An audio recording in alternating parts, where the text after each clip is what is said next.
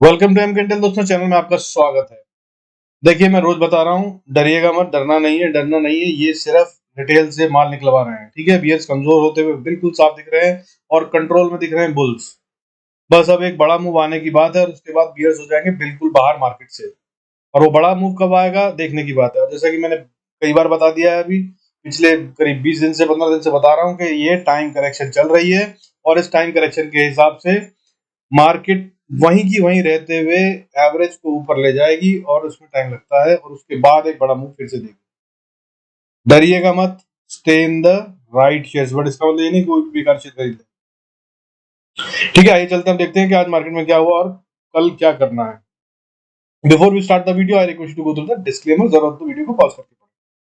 देखिए आज क्या हुआ, एफआईआई ने माल बेचा 811 करोड़ से थोड़ा सा ज्यादा। लाजमी है, ठीक है। मैंने बताया कि डरा रहे हैं, नीचे गिराएंगे, तो कोशिश थी कि मार्केट को एक बार को नीचे गिरा दिया जाए। नीचे खुली भी, उसके बाद डीआईएस ने क्या करा, वो गिरने नहीं देना चाहते मार्केट को, तो बाइंग कर ली उन्होंने 533 करोड़ की। मार्केट फिर ऊपर की तरफ पहुंच गई। अब एफआईआई ने कोई मोटी सेलिंग करी होती तो ये मुश्किल हो जाता, लेकिन नहीं हुआ, इसलिए 126 पॉइंट हम बढ़ गए। और ये काफी अच्छा स्ट्रॉन्ग मूव था। पता है, आज मतलब बढ़ने वाले शेयर भी काफी ज्यादा थे, 1275 से ऊपर थे। उसके बारे में खैर हम बात करते हैं। बट अब इसके साथ मंथली फिगर क्या हो गई है, 18,914 करोड़ का माल खरीद लिया है एफआईएस ने नेट में। हालांकि 811 करोड़ का बेचा है अभी भी, बट फिर भी वो नेट में बाय में बैठे हैं अच्छे खासे, ठीक है। 19,000 करोड़। और डीआईएस जो है अभी सेल में बैठे हैं 6,252 करोड़ के। हालांकि इन्होंने आज खरीदा है 533 करोड़ का। इस तरह से जो सालाना फिगर है, हालांकि अभी भी डरावनी बनी हुई है, नेवर बिफोर एवर फिगर है in the history of Indian stock market. FIS ने इस साल जनवरी से लेकर अभी तक माल बेचा है 2,71,058 करोड़ से ज्यादा। 2,71,058 करोड़ से ज्यादा का माल बेच चुके हैं एफआईएस। और डीआईएस ने उसको कवर करते हुए खरीदा है कितना, 2,36,260 करोड़ से ज्यादा का माल। And this is never ever before figure है। बता दूं आपको, इतनी बड़ी फिगर कभी भी इस साल से पहले नहीं आई, एक साल के अंदर, ठीक है। और इसकी वजह से मार्केट जो है यहाँ पर, मगर उसके बाद भी हम गिरे नहीं है। आप देख लीजिए, इतना मोटा माल बेचने के बाद भी हम गिरे नहीं।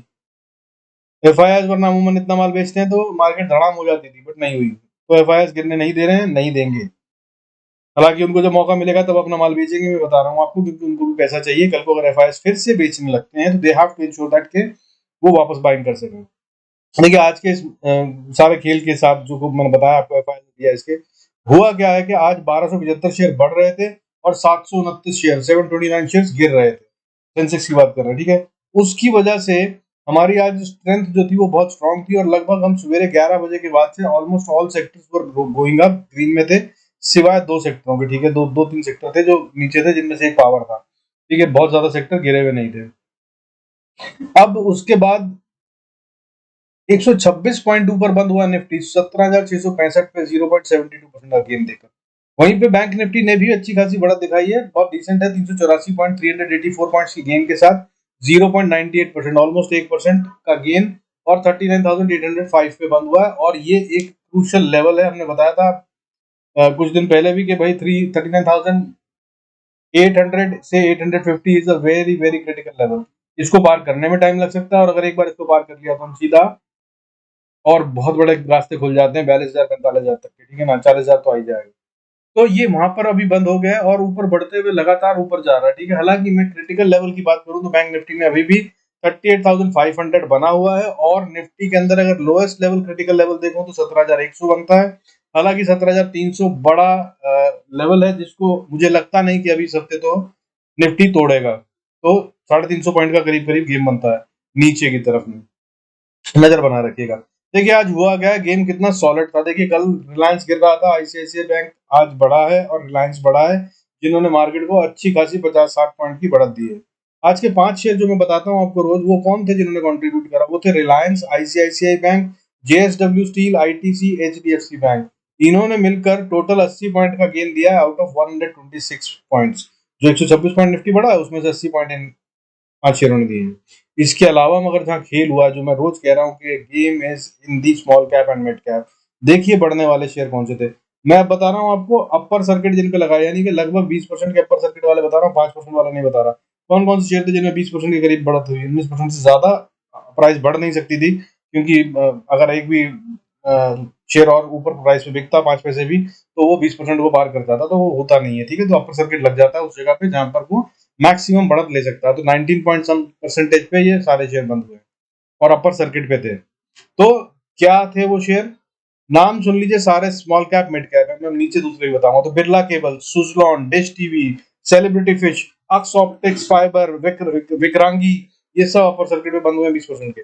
इसके अलावा बढ़ने वाले शेयर कौन से थे, ट्यूब इन्वेस्टमेंट 8.53%, एक्साइड इंडस्ट्री 8.16%, त्रिवेणी ट्रिब्यून 8% से ज्यादा, टीवी 18 7.5% के करीब, सेरा सैनिटरी 7% से ज्यादा 7.31%, Karur Vysya, engineers India, Amara Raja battery, Schaeffler India, network 18, TCNS, Welspun corp, ये सब 5% से ज्यादा बढ़ने वाले शेयर थे बॉस।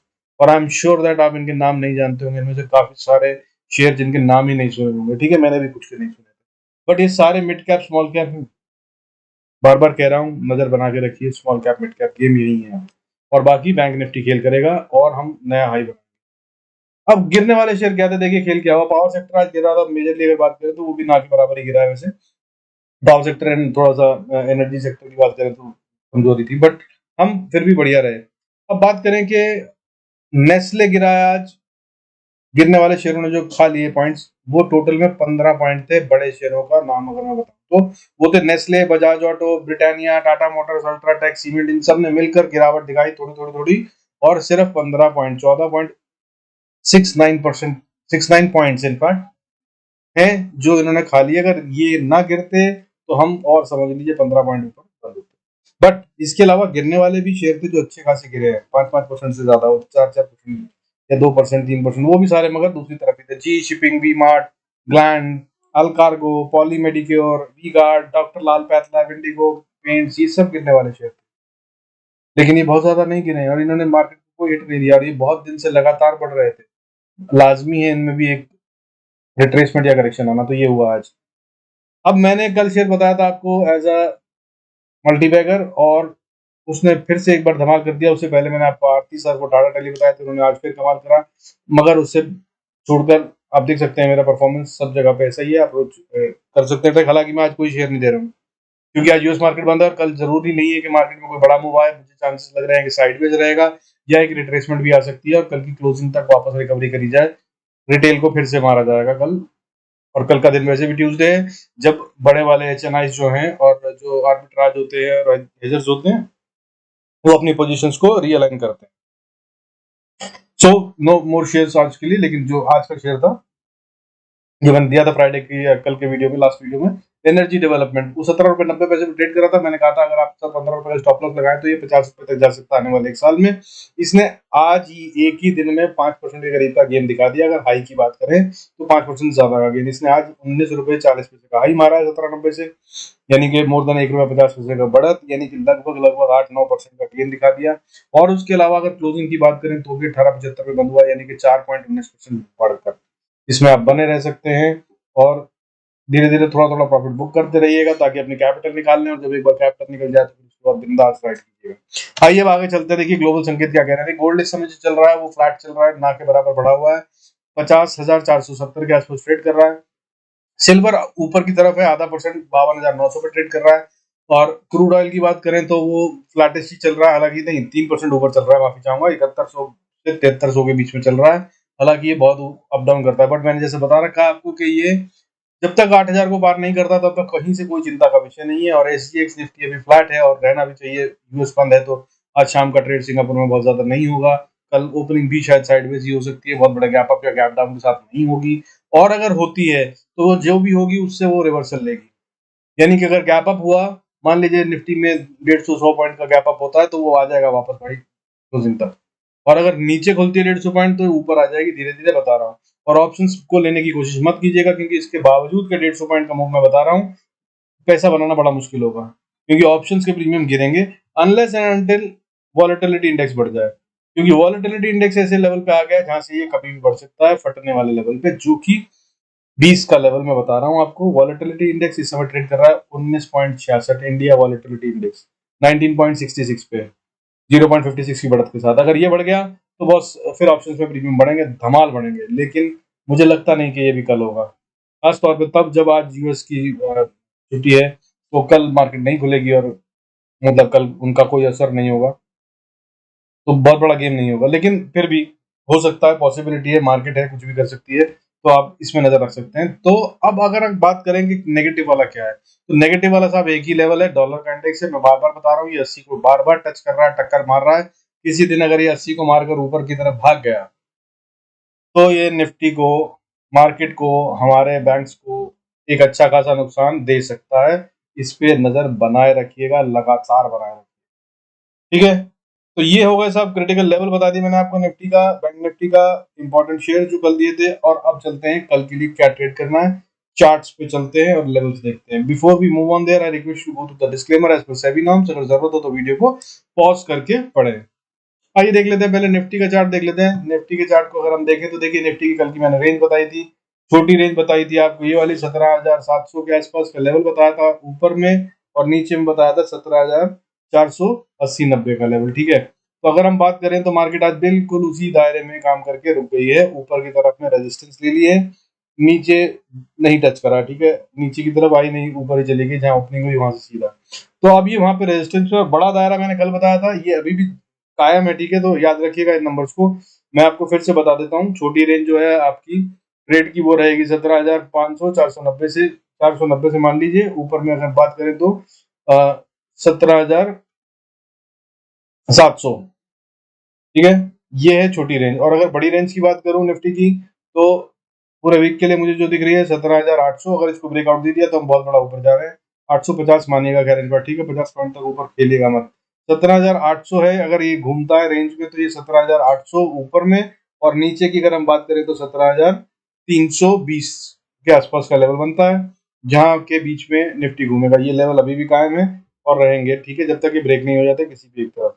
आइए अब देखते हैं कि, और आप इसमें आराम से अपना स्कैल्पिंग का खेल देख सकते हैं, जैसा कि मैंने कल बताया, जरूरत हो तो कल का वीडियो देख सकते हैं। अब आप चलते हैं कि कल के गेम में क्या करना है। देखिए कल के गेम में अगर हम बात करें, अगर निफ्टी बढ़ना चाहता है, निफ्टी स्पॉट की बात कर रहे हैं हम, तो साहब देखिए पहला लेवल जो बनता है वो तो मैंने आपको बता ही दिया, 17,700, ठीक है। तो 17,700 को अगर ये ब्रीच करता है तो ये ऊपर जाने की कोशिश करेगा, और अगला लेवल जो रेजिस्टेंस का ये फेस करेगा वो है 17,000 सॉरी 17,700 ही मान लीजिए यार, बीच में छोटी छोटी रेजिस्टेंस है, वो बहुत मैटर नहीं करेंगे अगर गेम होना है तो। 17,790, 780 पे आके रेजिस्टेंस फेस करने शुरू करेगा, और कहीं अगर 800 को पार कर लेता है तो अगली बड़ी रेजिस्टेंस 800 से 850 के बीच में रहेगी। इसको पार करना मुश्किल होगा, यहाँ से बहुत चांसेस है कि रिवर्सल लेंगे। तो आपको क्या करना है, अगर तो निफ्टी ऊपर की तरफ ट्रेड करता है 17,700 के, तो आप गेम कर सकते हैं सर 80 पॉइंट के लिए, 17,780-85 से 800 तक की गेम। और 800 के बाद आकर अपने स्टॉप लॉस ट्रेल कर लीजिएगा, क्योंकि उसके बाद 850 एक क्रिटिकल रेजिस्टेंस है। अगर ये इसको पार करता है तो फिर 300 पॉइंट कम से कम और आ रहे हैं मेरे हिसाब से, और नहीं तो 850 से ही वापस घूम जाएगा, मैक्सिमम 800 से भी घूम सकता है। इसलिए स्टॉप लॉस ट्रेल करके छोटे कर लीजिएगा, प्रॉफिट जो आ रहा हो उसको जरूर बुक कर लीजिएगा। प्रॉफिट में आने के बाद लॉस में आना पाप होता है स्टॉक मार्केट में। अब नीचे की तरफ बात करते हैं, अगर नीचे आता है तो क्या होगा। निफ्टी साहब देखिए अगर नीचे की तरफ आता है तो हमें 650-60 के आसपास ट्रेड कर रहा है। अगर यहाँ से नीचे गिरता है तो इसको सपोर्ट मिलेगी जो अगली, वो मिलती है 17,560-70 पे। और अगर इसको तोड़ दे तो फिर जो मैंने रेंज का निचला सिरा बताया 17,490 से 500 का, यहाँ पर ये सपोर्ट ले सकता है, और बहुत हाई प्रोबेबिलिटी है कि यहाँ से बाउंस कर जाएगा अगर ये नीचे आता है। हाउएवर अगर नहीं करता है तो इसकी प्रोबेबिलिटी बनती है 17,420 तक जाने की, 419-20 तक, और एक स्ट्रॉन्ग एरिया है, ठीक है। तो 420 की जगह आप इसको मानिए, मैं एक रेंज देना चाहूंगा, 400 से लेकर 430, 40-50 का एरिया मान लीजिए, 400 से 450 का एरिया। अगर निफ्टी यहाँ आता है तो डेफिनेटली यहाँ पर कम से कम रुकेगा, एकदम से झटके से पार नहीं करेगा। तो यहाँ पर जगह होगी जहाँ पे अपने प्रॉफिट बुक कर सकते हैं, नई पोजीशंस के लिए नजर रख सकते हैं, और जिस तरह बढ़े वहां पे कर सकते हैं। बहुत हाई प्रोबेबिलिटी है कि यहाँ से बाउंस बैक कर जाएगा, जिसको तोड़ता हुआ नजर नहीं आ रहा है, ठीक है। और अगर इसके भी नीचे जाना चाहे तो अगली सपोर्ट जो है वो स्ट्रॉन्ग वाली 17,350 पे आती है। 350 को तोड़ दिया तो 300 पे भी फिर बहुत अच्छी स्ट्रॉन्ग सपोर्ट है, 290 से 300 के बीच में, और इसको तोड़ता मुझे नहीं दिख रहा कल। These are the levels for Nifty. और अब बैंक निफ्टी की बात कर लेते हैं। देखिए बैंक निफ्टी की अगर हम बात करें, सीधा लेवल्स पे आता हूँ, स्टोरी में बता दूं। बैंक निफ्टी की भी अगर रेंज की बात करें हम, तो देखिए रेंज जो बनती है इसकी, वो बनती है 39,300 मान लीजिए, और ऊपर की तरफ में मान लीजिए 39,600।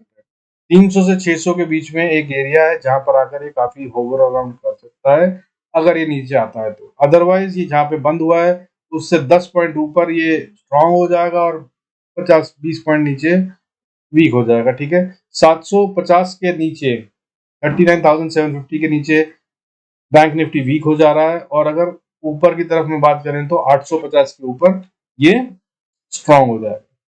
अब सीधे चलते हैं लेवल्स पे। अगर बढ़ना है तो क्या और गिरना है तो क्या। देखिए, अगर बैंक निफ्टी को बढ़ना है, स्पॉट की बात कर रहे हैं, तो ये 850 के ऊपर ट्रेड करना होगा इसको सबसे पहले, और 850 के ऊपर अगर ये ट्रेड करने लग जाता है तो फिर ये अगला लेवल सीधा 40,000 की तरफ बढ़ रहा है। बीच में कोई रेजिस्टेंस नहीं आएगी, झटके से शायद 40,000 की आ जाए, और अगर 40,000 को पार कर लेगा तो फिर 40,100 से 40,200 के बीच में 170 पॉइंट बनता है इनका। 100 से 170 के बीच में रेजिस्टेंस है, इसको पार करने में इसको थोड़ा सा पसीना आएगा। और अगर इसने इसको पार कर लिया तो साहब मैं आपको बता दूं, मेरे हिसाब से उसके बाद 42,000 से पहले कुछ नहीं है। 2 दिन लगेंगे कि 4 दिन, मुझे नहीं पता, बट फिर ये 42,000 के लिए एम कर रहा है और ये वहां से पहले रुकेगा नहीं। रिट्रेसमेंट भी अगर आनी है तो भी कोई बहुत बड़ी रिट्रेसमेंट नहीं आएगी, कंसोलिडेशन होगा, फिर ऊपर भाग जाएगा, फिर कंसोलिडेशन होगा, ऊपर भाग जाएगा, जब तक 42,000 को ना छू ले। तो लेवल्स पे नजर रखिएगा। अब अगर नीचे आए तो क्या, जैसे मैंने आपको बताया पहली रेंज बनती है 39,600 के आसपास, 580 से 530 के बीच में। अगर इसको ब्रेक कर दिया, यहाँ पे बहुत हाई पॉसिबिलिटी है, अगर नीचे आया यहीं कहीं खुला तो यहाँ से ऊपर जाएगा, नहीं हुआ तो क्या होगा, नीचे की तरफ आते हुए इसको सपोर्ट मिलती है 39,400 पे भी अलग एक छोटी सी सपोर्ट है, बट हम 350 को मानेंगे। 350 से 300 के बीच में एक एरिया बनता है जहां पे इसको सपोर्ट ले लेनी चाहिए या बाउंस बैक कर लेना, अगर नीचे और आता है तो। However, अगर नहीं करा तो आपको अगला लेवल जो सपोर्ट का मिलता है वो 39,055 का मिलता है। अगर इसको तोड़ दिया तो फिर 38,870 से 90 के बीच का एरिया है, और अगर इसको नहीं रोक पाया तो फिर यहाँ पे 38,700 से लेकर, रादर 720 से लेकर 630 तक का जो एरिया है, ये एक स्ट्रॉन्ग सपोर्ट जोन है। यहाँ से वापस बैंक निफ्टी को बाउंस कर लेना चाहिए एटलीस्ट कल तो, अगर आता है तो। हालांकि ये बता दो आपको, बैंक निफ्टी बहुत स्ट्रॉन्ग दिख रहा है और ये ऊपर की तरफ जाता हुआ नजर आ रहा है, ये ज्यादा नीचे आने के मूड में है नहीं। काफी दिनों से, महीनों से, हफ्तों से ये कंसोलिडेशन कर रहा है, और एक बड़ा मूव इसके अंदर भी मुझे 1100-1200 पॉइंट का आता हुआ दिख रहा है, लेकिन कब आएगा भी नहीं कह सकते हैं। पर डेटा जिस तरह से बना हुआ है, लेवल्स जिस तरह से मैं बता रहा हूँ, अगर आप इसको नोट कर कर चलते रहेंगे तो मैं बता रहा हूँ आपको, वो बड़ा मूव आप कैप्चर कर सकते हैं। जल्दी में मत रहिएगा प्रॉफिट बुक करने की, अगर 40,100 के ऊपर बैंक निफ्टी ट्रेड करने लगता है स्पॉट में। So with this I call it a day, conclude the video. अगर अच्छा लग रहा है आपको, फायदा हो रहा है, तो do like, subscribe and share also. I will be thankful. Thank you so much for watching. God bless us all. See you in next video.